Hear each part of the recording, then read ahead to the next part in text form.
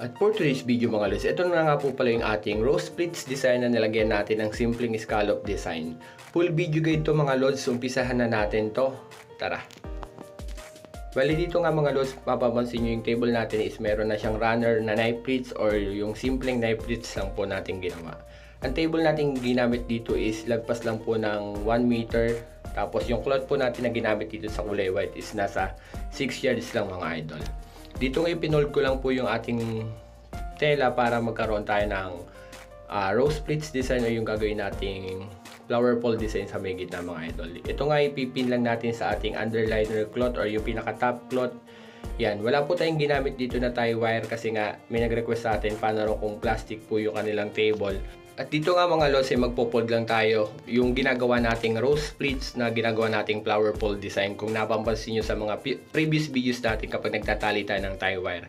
Ito naman po is pag naipon nyo, ipo-fold nyo lang po at least sa 4 to 5 inches depende po sa inyo mga lods kung gaano yung gusto nyo kalaki.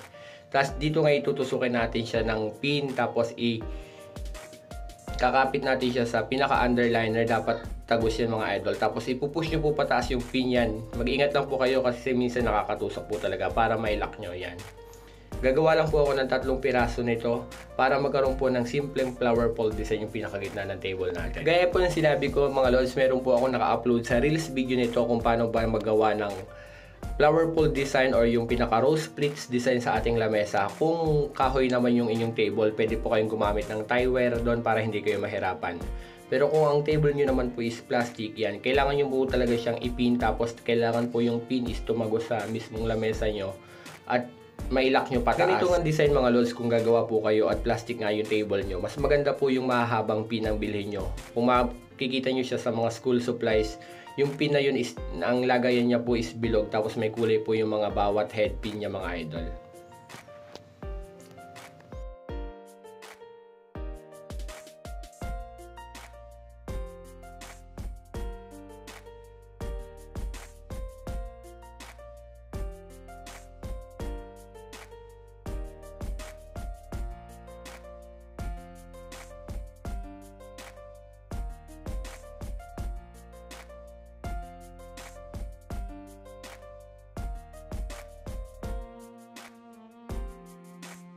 At after natin mga lods na magawa yan, ito na yung itsura niya. Dito naman sa gilid is ganun pa rin ang gagawin natin. Dito nga ipo-fold lang muna natin ng simple yung ating cloth para magkaroon na siya ng scallop design mga idol. Yan. After nyo may fold mga lods, dito sa pinakakanto ng table nyo, kukuha lang kayo ng pin at ipipin nyo lang siya ulit sa ating underliner na cloth para kumapit siya mga idol.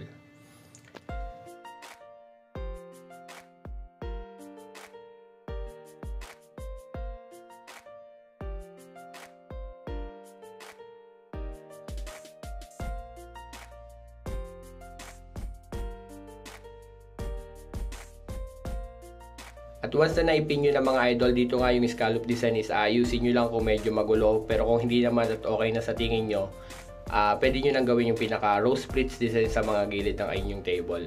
Ang table ko nga po palang ginamit dito kagaya na sabi ko kanina is nasa 1 meter lang po lagpas. Ang cloth natin dito is nasa 6 yards lang or 7 yards, pwede na po, sobra na po yun. Ang tela po natin na ginamit sa red is nasa 6 yards lang din mga idol kasi sobrang liit lang po ng table natin dito. At dito nga mga lods sa corner na to, yan, kagaya ng ginawa nyo kanina, ipipin nyo lang po yung pinaka-cloth tapos dapat kasama po yung underliner o yung sky blue na underliner natin. Tapos ipupush nyo po yung pin pataas para mailak po natin yung pinaka-pin natin sa taas para hindi po siya malaglag. Kagaya na sabi ko kanina, mas maganda po mga lods kung yung pin nyo dito is mahaba. Pero kung hindi nyo pa rin po makuha mga idol, ito'y gagawin ko po ng Reels video na mas mabilis lang kung paano natin ipipin ng mas maayos.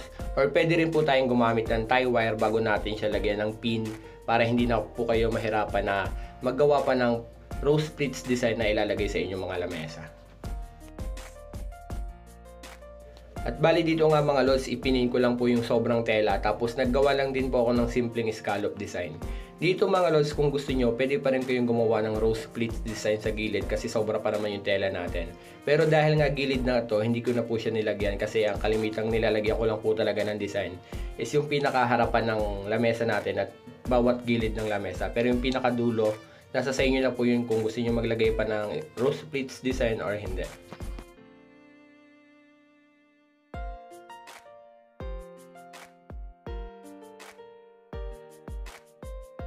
At bali ganito lang mga lods sa mga giging itsura niyan yan. May simple lang, hindi pa lang nakabuka yung pinaka row splits natin. Pero gagawin din natin yan mamaya. Dito ngayon gagawin lang natin kung ano yung ginawa nyo dun sa kabila. Yan, ipapass forward na natin para medyo mabilis tayo mga idol.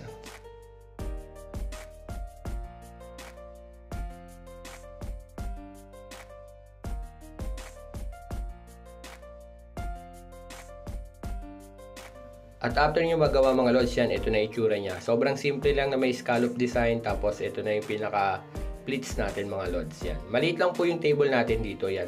Saktong-saktong na table lang po na 4 seaters lang sa bahay or lagpas 1 meter lang po ito.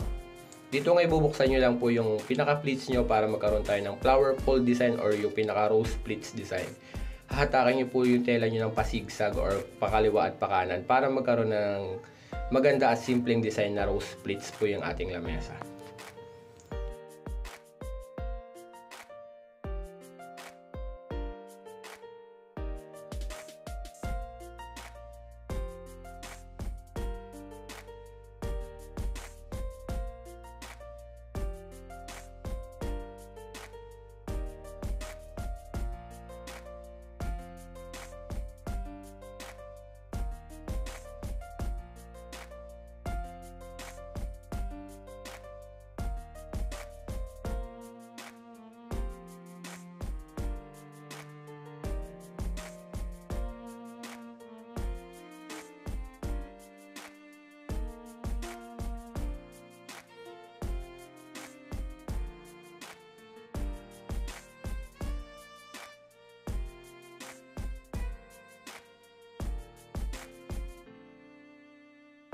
At bale ito na nga mga lods yung ating rose splits design na may scallop na simple lang, tapos mayroon pong knife pleats yung ilalim. Kagaya na sabi ko kanina, nasa 6 to 7 yards lang po yung pinaka beige or white natin na kulay.